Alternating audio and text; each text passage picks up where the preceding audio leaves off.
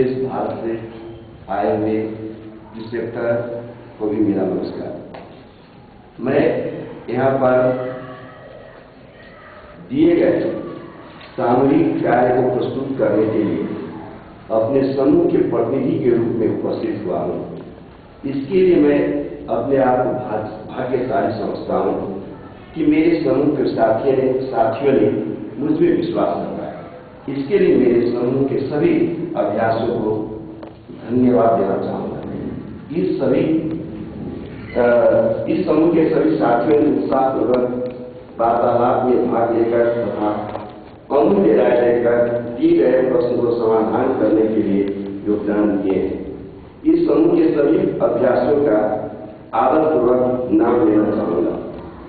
सुमित्रा श्रेष्ठ काठमांडू सेंटर, निशा शाह काठमांडू सेंटर, राजू शाह श्रेष्ठ काठमांडू सेंटर, अधिवक्ता दीपक बहादुर सिंह नेपालगंज सेंटर, माया गुरुङ काठमांडू, लाल बहादुर नौतनवा सेंटर, सरस्वती नागवंशी नेपालगंज, रेंथु राजेंद्रन भैरवा, लक्ष्मी साहनी नौतनवा, दीपक मोहन अधिकारी काठमांडू सेंटर, बसंती थापा काठमांडू सेंटर और मेरा नाम श्रीनंदन सिंह, मैं भी काठमांडू सेंटर से ही हूँ। मैं कल दिए गए प्रश्न को सुनाना चाहता हूँ फिर एक बार। प्रश्न इस तरीके का है। मैं अच्छा व्यक्ति हूँ, लेकिन मेरा अक्सर परिवार वालों और साथियों से मनमुटाव होता रहता है। इसके लिए मैं क्या कर सकता हूँ? उल्लेखित प्रश्न मनोवैज्ञानिक तरीके का लगता है। इसमें मनोविज्ञान के तरीके से ही विश्लेषण करना समझना होगा। कोई व्यक्ति अपने आप को अच्छा व्यक्ति कहकर संबोधित करता है अर्थात अपने मियाँ बेटू बनता है, इसके व्यक्तित्व में दोष वहीं से दिखना शुरू हो जाता है। आध्यात्मिक उन्नति के लिए बाधक होने लगता है, क्योंकि उसमें अहंता का भाव छिपा रहता है। कोई व्यक्ति समाज में सुधार करना चाहता है, झगड़ा से दूर रहना चाहता है, अच्छे समाज का परिकल्पना करना चाहता है, तो शुरुआत खुद से करना होगा। व्यक्ति को अपने में ही परिवर्तन लाना होगा, रूपांतरण करना होगा, तभी अच्छे समाज की कल्पना कर सकते हैं। अपने परिवार, अपने निकटतम मित्र, बंधु बांधवों को सुधार लाने के प्रयत्नशील रहना होगा, तभी जाकर सुंदर समाज, राष्ट्र और विश्व का कल्पना व निर्माण कर सकते हैं। कोई व्यक्ति अपने को खुद कैसे अच्छा हो सकता है? अच्छे व्यक्ति के लिए कौन से गुण बने जाए? अच्छे आचरण, राष्ट्र व्यवहार युक्त मनुष्य अच्छे व्यक्ति हो सकते हैं। झगड़ा का मनमुटाव जैसे परिस्थिति उत्पन्न होने के लिए व्यक्ति खुद दोषी होता है। इसके लिए मैं यहाँ महाभारत का एक दृष्टांत सुनाना चाहता हूँ।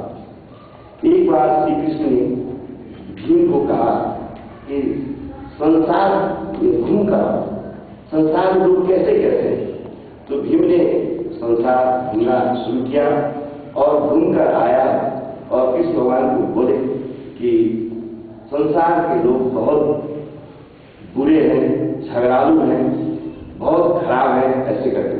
फिर कृष्ण भगवान ने युधिष्ठिर को कहा कि संसार देख कर आओ, कैसे लोग हैं, कैसे रहते हैं लोग सब।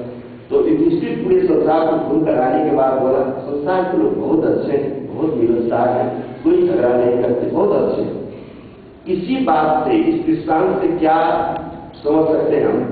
जो व्यक्ति जैसा होता है संसार वैसा ही दिखता है। भीम शुरू से ही झगड़ालू और थोड़ा अपने अहम भाव से ग्रस्त व्यक्ति था, इसलिए संसार का सही व्यक्ति उसको बुरा ही लगा। लेकिन युधिष्ठिर सद्गुणों आचरणों से युक्त व्यक्ति था, इसीलिए उनको सभी लोग अच्छे लगे। इसलिए मैं पहले जो बोला था कि व्यक्ति को खुद से ही देखना होगा, खुद को ही सुधार करना होगा, तभी जाकर वो अच्छे बन सकते हैं। और इस सहज मार्ग साधन में हम सभी को अभ्यासी कहा जाता है। अच्छे गुण को विकास के लिए, अच्छे आचरण को विकास के लिए निरंतर और सतत अभ्यास का आवश्यकता पड़ता है। कहा गया है एक जगह, करत करत अभ्यास जन्मति हो सुजान, अर्थात अभ्यास करते करते ही जड़ बुद्धि अर्थात मंद बुद्धि विज्ञानी और विद्वान हो जाता है। किसी से पूछा जाए कि रस्सी अर्थात डोरी जैसे नरम वस्तु से पत्थर को काटा जा सकता है, तो जवाब शायद नकारात्मक ही होगा। लेकिन गौर करने पर पता चलेगा नहीं, डोरी से लगातार अभ्यास करते रहने पर पत्थर को भी काटा जा सकता है। इनार से पानी निकालते निकालते सीमेंट और ईटा से बने किनारों पर भी गड्ढा पड़ जाता है। इसलिए सहज मार्ग में अभ्यास बहुत ही जरूरी है। इस तरह सहज मार्ग में दृढ़ इच्छा शक्ति के सहारे अच्छे गुणों को विकास करते करते अपने लक्ष्यों को पा सकेंगे। कल्पना में बहुत बड़ी शक्ति है। हम जैसा बनना चाहते हैं दृढ़ इच्छा शक्ति और कल्पना के द्वारा वैसे ही बन जाएंगे। हमारे प्रश्न किए गए देखिए सत्संग ध्यान के माध्यम द्वारा सतत अभ्यास करते हुए अपने समस्याओं से मुक्त हो सकता है। हमारे समूह के साथियों द्वारा सुझाए गए सुझावों को क्रमबद्ध रूप से प्रस्तुत करना चाहता हूं। जैसे उस प्रश्न का जो हम बात है उसमें कैसे हम सुधार कर सकते हैं, इसके लिए कुछ पॉइंट जो कि सहज मार्ग में ये बातें सब होंगे है ही। अहंता का त्याग, किसी भी व्यक्ति को बातों को ध्यान पूर्वक सुनना, काम अधिक बातें कम करना, मौनता रखकर तानाशाही प्रवृत्ति को त्याग करके अपने आचरण व्यवहार में सुधार लाकर उत्तरदायी जिम्मेदारी को बोध करके। वास्तव में मैंने कहीं पढ़ा था प्रेमचंद का कि अपने उत्तरदायी का ज्ञान बहुधा हमारे संकुचित विचारों का सुधारक होता है। जब किसी पर जिम्मेदारी और उत्तरदायी का बोध जब होने लगता है तो उसमें जो संकुचित भावना है, जो नकारात्मक गुण है, उसमें खुद ब खुद सुधार होने का प्रक्रिया शुरू हो जाता है। ऐसे ही झगड़ा से बचना है तो हम मृदुभाषी बनकर भी इस बात को डाल सकते हैं। इसके लिए किसी मुझे परफेक्ट ज्ञान नहीं, लेकिन कबीरदास ऐसी वाणी बोलिए जिससे मन का आपात होए, औरों को शीतल करे, आपको मन शीतल करे। अर्थात किसी से बातें करते समय ऐसा बोलना चाहिए जिससे झगड़ा भी नहीं होगा, अपने मन को भी शीतल होगा और दूसरे को भी शीतलता प्रदान हो सकता है। वैसे ही झगड़ा से बचने के लिए बहुमत का कदर करना जरूरी है, विनम्रता का प्रदर्शन भी जरूरी है। जिद्दी स्वभाव को त्याग करके भी हम इस बातों से बच सकते हैं। घमंड को प्रदर्शन न करके भी और तो विचारों को सम्मान व आदर देकर बहुत बड़ी महत्वाकांक्षाओं को त्याग करके महत्वाकांक्षी होने से भी झगड़ा हो सकता है। अपने में सेवा भाव और त्याग का भावना लाकर और खुद को सर्वोपरि नहीं समझना चाहिए। और अंत में डायरी लेखन की बहुत ही महत्वपूर्ण बात है।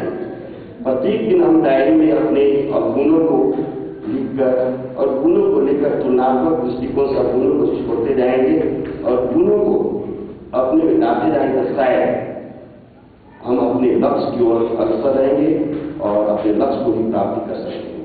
इन बातों को सुझाव नहीं है।